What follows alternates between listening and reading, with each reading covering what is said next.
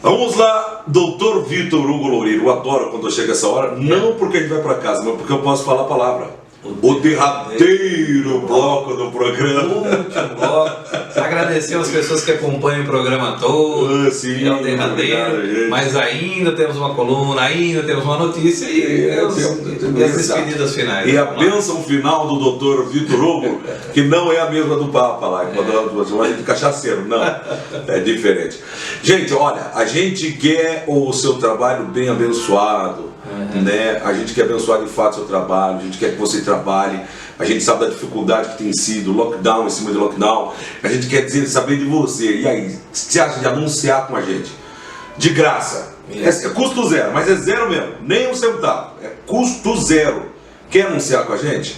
Faz assim, ó, o seu anúncio, o seu classificado, você está vendendo pão, você está vendendo marmita para fora, você vê o que você quiser, tá? O seu carro, a sua moto, a sua bicicleta, você tem um restaurante, você é uma panificadora, você, enfim, o que você quiser anunciar. O seu Zé do Bar pode anunciar com a gente também. Pode. Tá? Tudo que for lister pode anunciar aqui, menos cigarro. Isso, esse não vai dar para anunciar. Então, olha, é assim, ó. Vá no nosso site www.sinappr.org. Lá tem um regulamento, é muito simples, mas muito simples mesmo. É só por uma questão de você saber certinho, seguir certinho ali a risco que a gente precisa para você encaminhar para a gente e a gente colocar no ar, viu? Então, ó, sinappr.org, vai lá que tem todo o regulamento. Participe, a gente quer a sua empresa, mostrar a sua empresa aqui no programa Sinap no ar, doutor Vitor. Vamos lá, a coluna agora é do direito do trabalho, né? Vem aí a doutora Andréia Rudavaz. Doutora Andréia, por gentileza.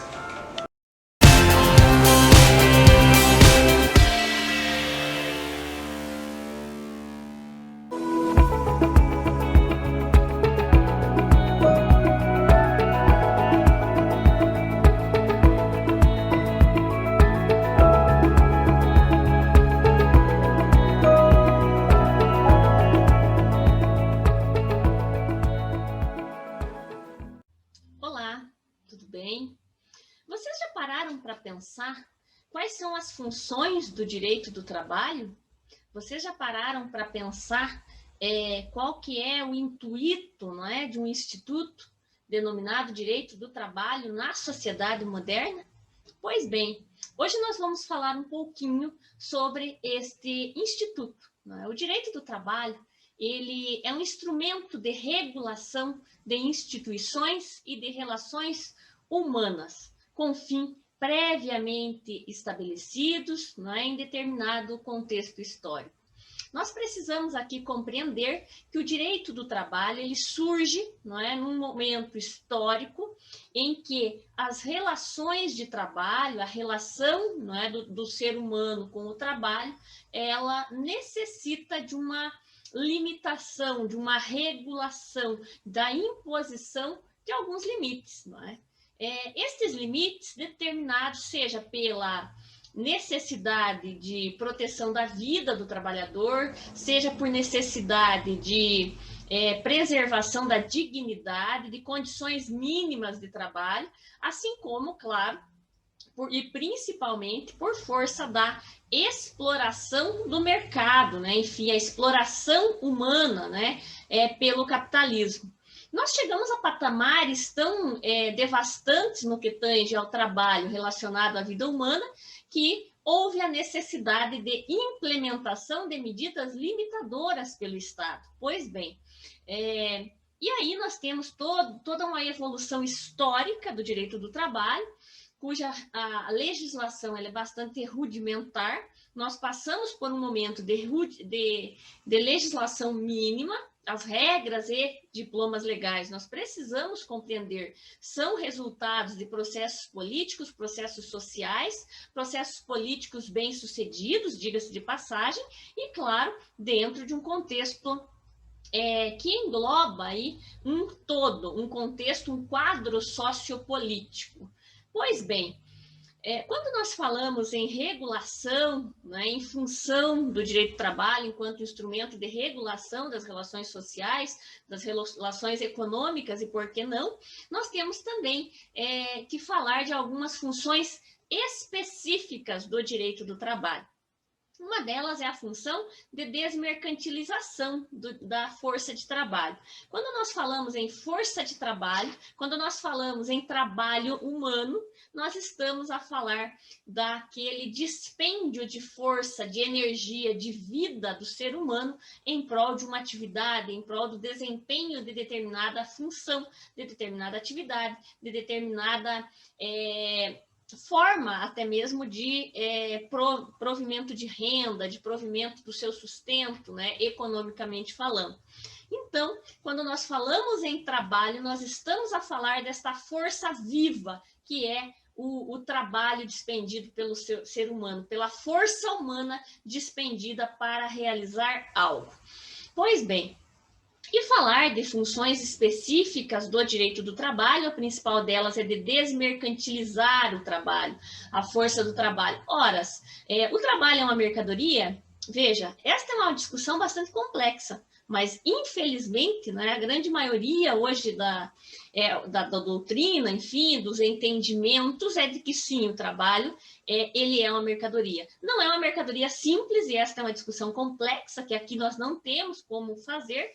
Porém, nós precisamos lembrar que por ser a força humana, né, em prol do desenvolvimento de determinada atividade, o dispêndio de vida pelo ser humano, de saúde, né, de energia, nós temos que impor limites a esta comercialização da força de trabalho. E uma das funções específicas é impor este limite, né, à sociedade capitalista. Ou seja, eu posso negociar o meu trabalho, a minha força de trabalho até determinado limite. A partir de determinado limite, eu, Estado, coloco aí uma barreira. Digo, olha, até aqui você pode negociar.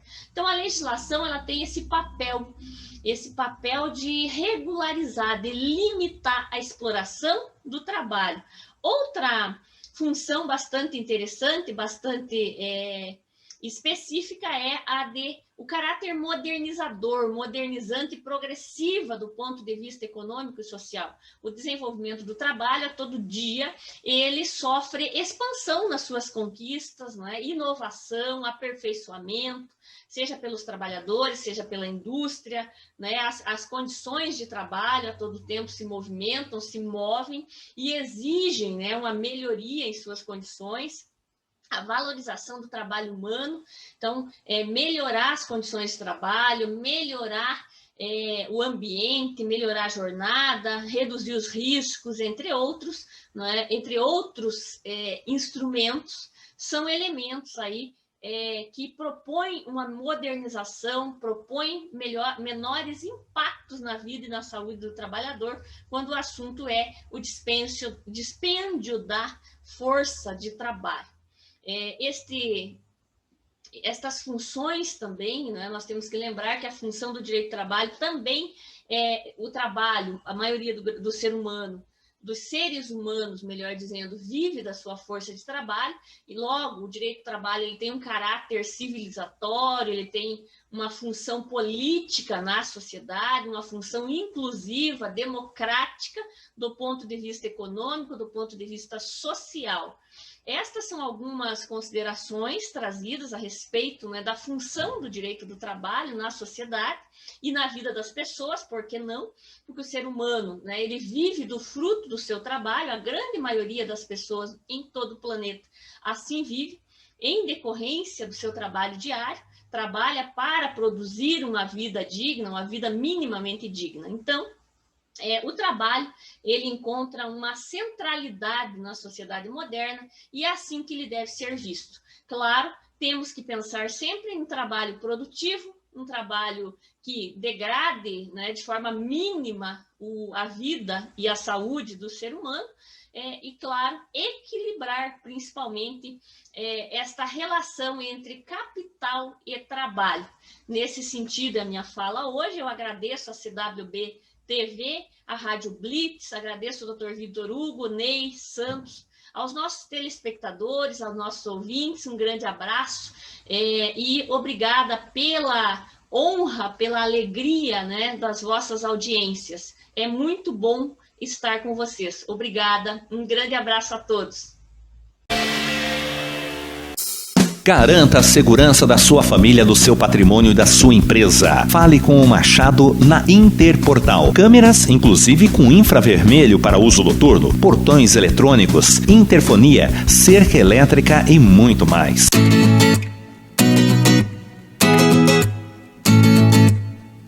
E a Interportal.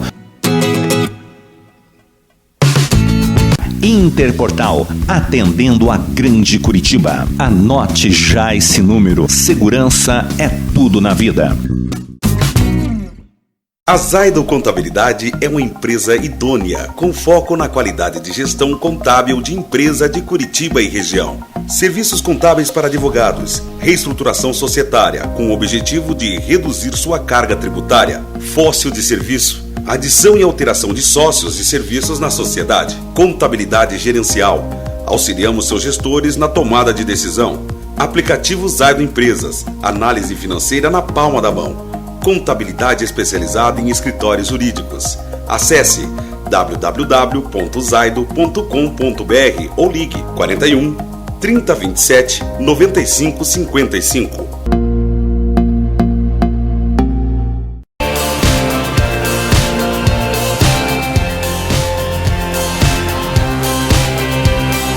Vamos agradecer a doutora Andréia, né? Andréia e a todos os colunistas desse programa de hoje. O pessoal se empenha, preparam, eu sei que preparam com muito carinho. Não é fácil preparar uma coluna sempre, toda semana um assunto novo, um assunto importante, um assunto didático, né? Então eu quero agradecer a todos os meus colunistas. Sim. E principalmente está indo no ar agora, vocês vão assistir em seguida, é a notícia e que apareceu o nosso colunista, né? O juiz de direito Vicente de Paula Taide, que apareceu no Fantástico, né? Então o nosso colunista, direito animal, né? Quem sabe os 90 programas de rádio e 50 programas que ele participou aqui do Sinap no ar tenham, né?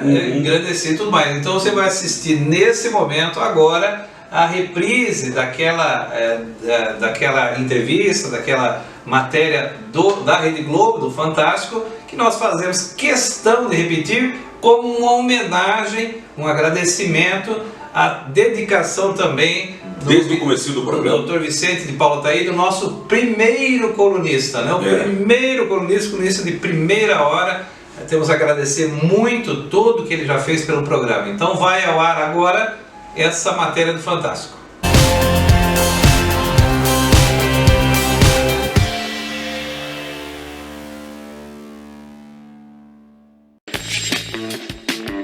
Está na Constituição. É proibido maltratar os animais. Várias outras leis aprofundaram os direitos dos bichos ao longo dos anos para garantir que seres humanos e eles convivam em harmonia. Mia, senta. Isso. Essa educação toda é resultado de treinamento. Os cachorros, quando são adestrados, aprendem vários comandos e os especialistas dizem que isso nem é difícil, não. Esses animais são muito inteligentes e podem nos surpreender.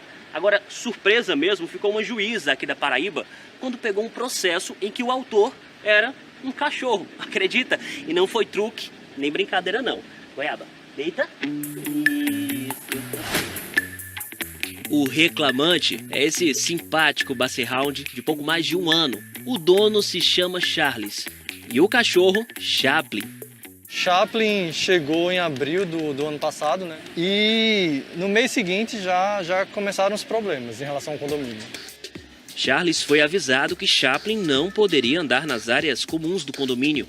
A administração do condomínio obriga os outros moradores a transitar com os animais sempre no colmo e acessar o edifício pelas entradas laterais. Ele não pode estar sendo frequentemente erguido, porque ele pesa mais de 30 quilos. Charles procurou a justiça para resolver a questão.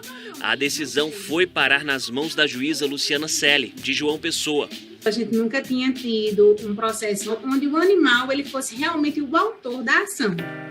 Apesar de não haver nenhuma lei que proíba os animais de participarem em ações, a juíza decidiu que, neste caso, devia constar o dono e não o cachorro.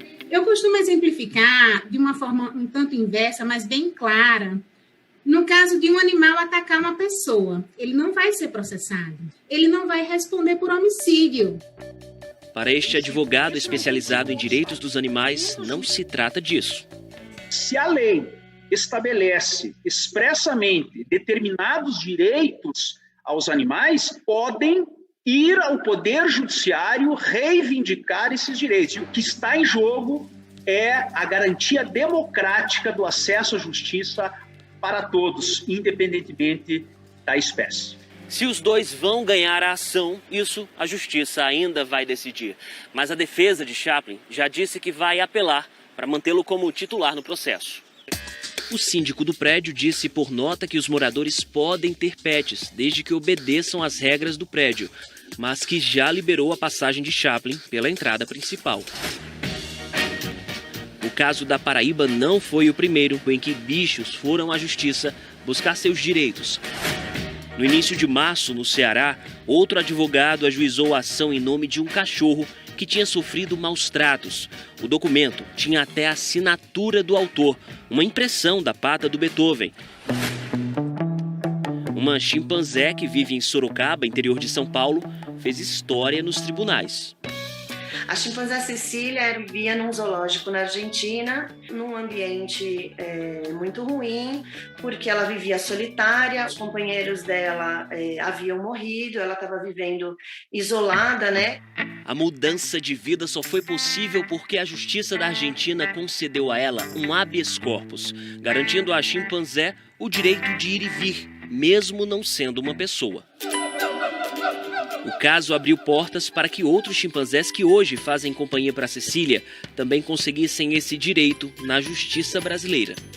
O primeiro foi na Bahia, que foi o habeas corpus da chimpanzé suíça. Depois tivemos um mandado de segurança a favor da Lili e da Meg. E depois também tivemos o habeas corpus do chimpanzé Jimmy, que era do zoológico de Niterói. Para este advogado do Rio Grande do Sul, é importante que a justiça pare de tratar os animais como objetos. Existe o problema, eles não podem falar por si só no processo. Então bastaria alguém representar o animal em juízo para formular pedidos em nome do animal. Mas se o animal fosse o titular do processo, haveria uma vantagem, segundo ele. Eventual indenização vai reverter para o próprio animal. Ela não vai reverter para o tutor, que pode utilizar aquele dinheiro como bem quiser, ou para uma ONG, ou para um fundo qualquer de proteção animal. Aquele dinheiro tem que ser utilizado na reparação do dano que foi suportado pelo animal. Foi com essa lógica que ele convenceu os donos do Boss a incluir o cãozinho em um processo por conta de um acidente. O Boss, ele foi tomar um banho e voltou para casa com a mandíbula quebrada. Foi necessário fazer 2 cirurgias para corrigir, o problema da mandíbula. Além de um tratamento que custou mais de R$5.000, foram meses de preocupação e de uma recuperação lenta que deixou sequelas físicas e psicológicas no bicho. Ele era um cachorro muito mais dócil, ele passou a ter um pouco mais de receio. Ele não come mais ração normal, porque ele precisou extrair alguns dentes, por conta dos procedimentos. O pedido de indenização chamou a atenção da Justiça Gaúcha. O caso precisou ser analisado por uma turma de desembargadores. No final, eles decidiram que Boss não podia participar do processo, que continua apenas com os donos como autores. É uma questão polêmica, a gente sabe disso. Eu acho que é um modo que a gente achou de fazer a nossa parte. O caso também serviu para, de uma certa forma, provocar essa discussão, tanto no âmbito jurídico, no âmbito acadêmico, como na sociedade como um todo. Quem sabe surge uma decisão inovadora logo aí em frente e se reabra a possibilidade de novas ações com animais como autores também.